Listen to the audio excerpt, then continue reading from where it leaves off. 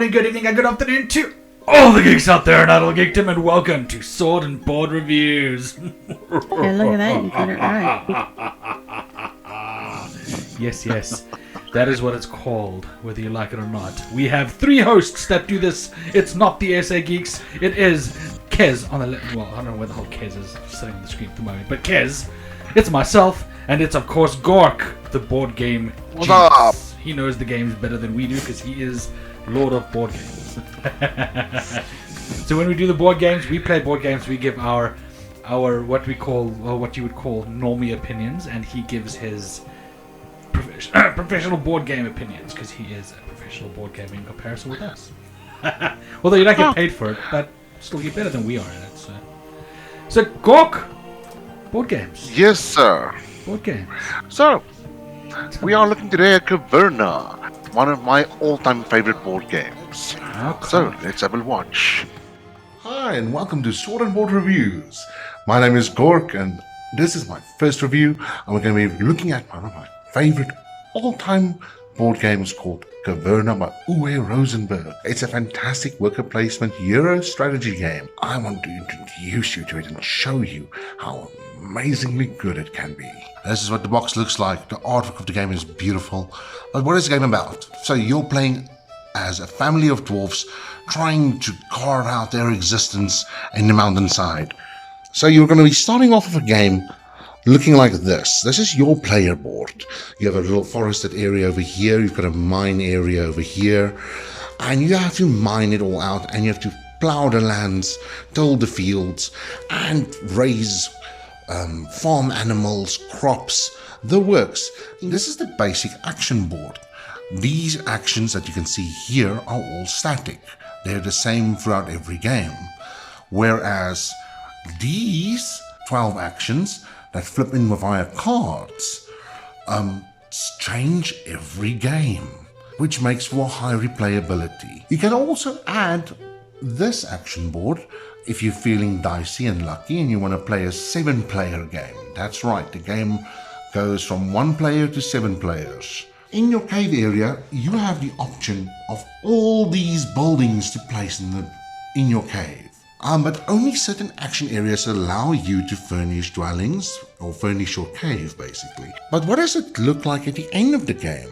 Here we have farms going. You've got some sheep, you've got some cattle, you have some boars, you've got even a dog looking after your boars. You have some pumpkins and grains on your fields. You have all your dwarves here at home.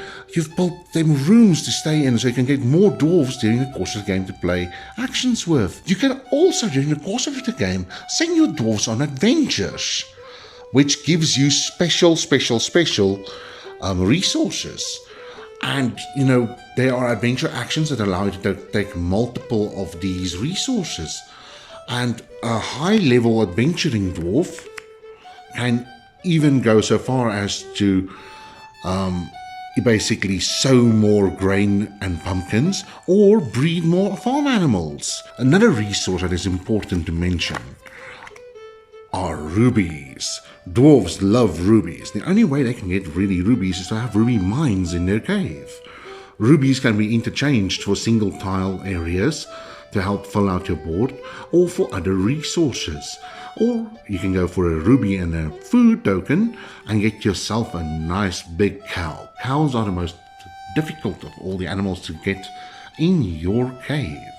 In conclusion, we're going to look at some pros and cons about the game. Is the game really fantastically good? Yes, it is. Is it Agricola 2.0? No, it is not. I feel the game is unique in its own way. I feel the game can totally stand on its own 2 feet. And that it is a fantastic Euro strategy worker placement board game. So if you're a Euro fan, this needs to get onto your shelf. The cons are, in my opinion, paralysis analysis. I've seen this quite a few times happen to players. It is something that can be quite daunting. It's how you play your game. It really is. All in all, I feel the game is really fantastic. It is a go-to of mine to play on a Saturday afternoon with friends, especially if they're like Euro game fans. While not being perfect, It is really fantastically enjoyable and really leaves you with a great sense of fulfillment. That gives you the basic rundown of the game. It looks pretty interesting. We Yeah. played it. Yeah. So, what were you guys' thoughts on the game? Did you have any? I mean, I heard Ziv says that this isn't his type of game normally.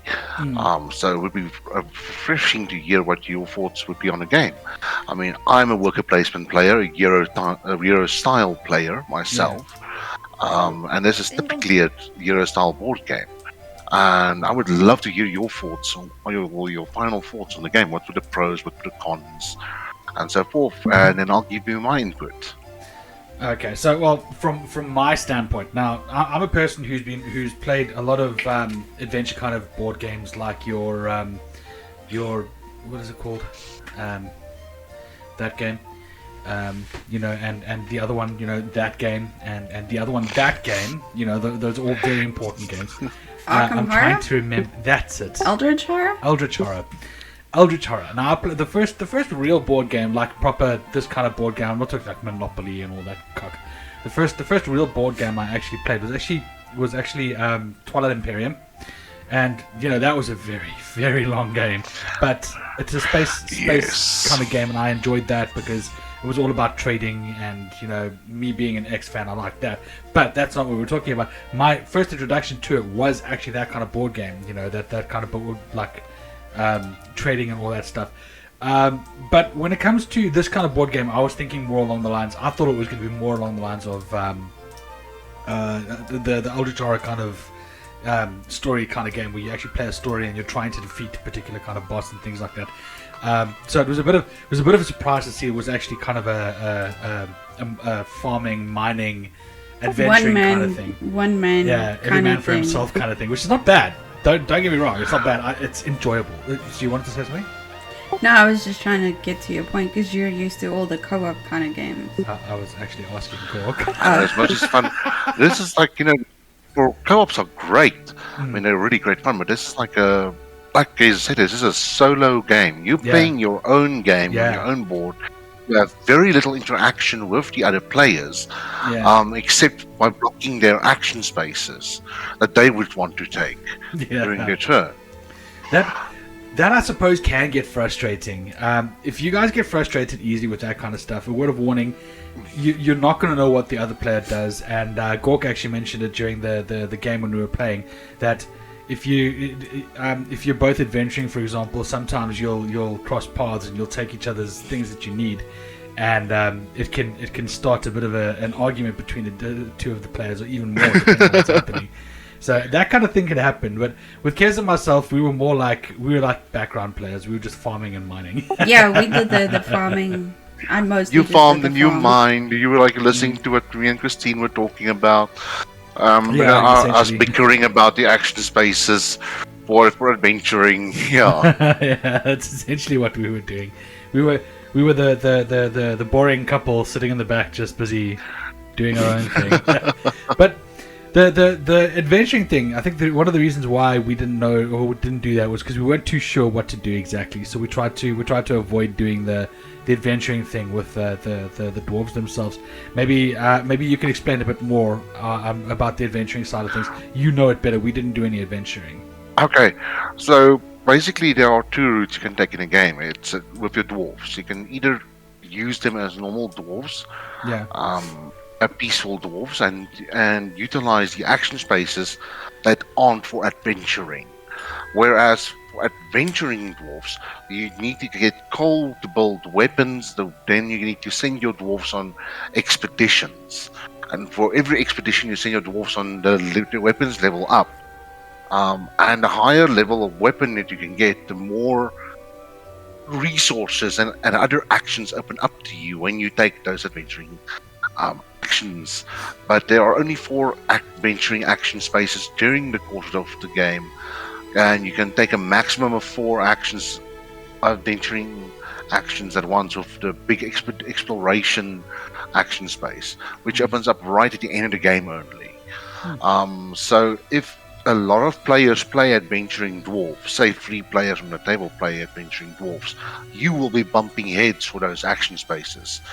Also, Adventuring Dwarfs can only move last in turn order because they're considered to be, burdened down by their heavy armor and weapon.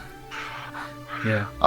So it becomes crucial for timing and planning on who's first person and so forth. It becomes an ugly game of smacking heads and trying to find the best ways and means to use your Adventuring Dwarfs.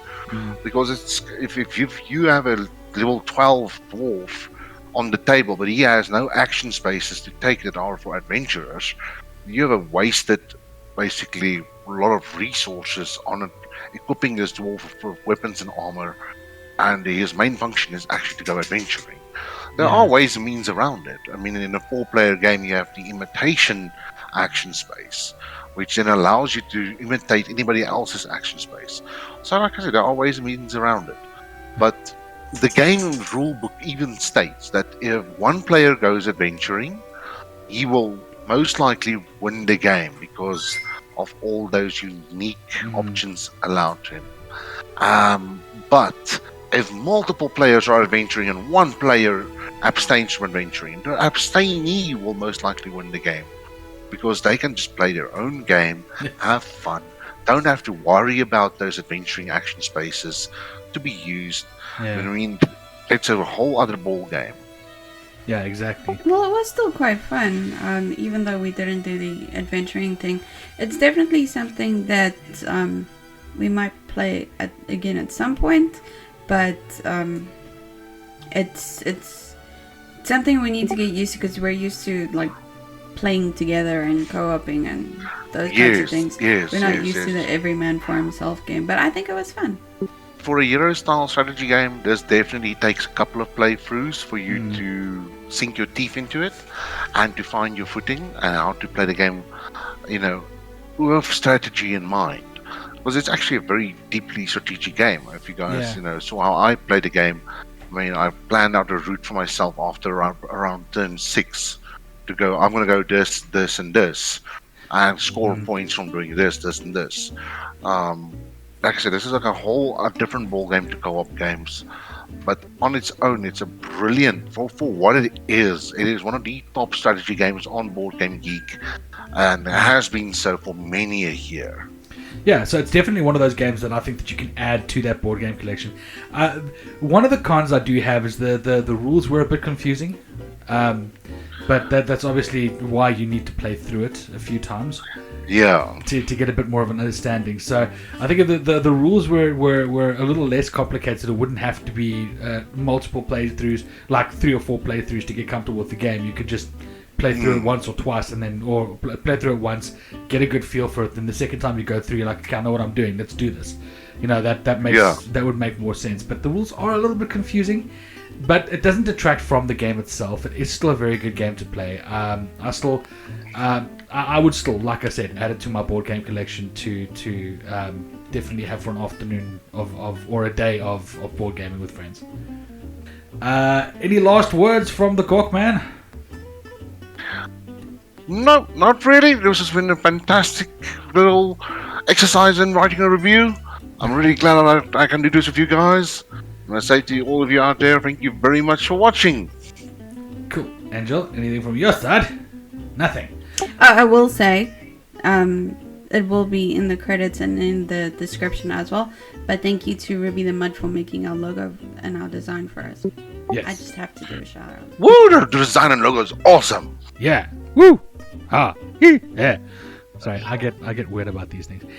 Anyway, guys, thank you so much for watching. Remember, you can hit that subscribe button down below if you like the video. Well, hit the like button down below if you like the video. If you hit the dislike button, we'll see it. I don't know why YouTube decided to actually do that. I believe that people deserve to see it as well. But if you didn't like the video, hit the dislike button and leave a comment below. And if we get lots and lots of dislikes, we'll just pop them out and say, look, this is dislikes and we understand why. We'll carry on. So we will fix any problems that are available, but let us know. Tell us what you'd like to see. You guys can also tell us what board game you want to see us play. We have got tabletop simulators, so we can actually start testing the games ourselves before buying them and before actually going into whether we want to buy the game to own it. So it's really cool to actually do that. That's how we actually play it alongside with everyone else. But nonetheless, guys, thank you so much for joining us. Hit that subscribe button if you really liked us, and as always, remember, enjoy board gaming. Bye. Enjoy it. Bye.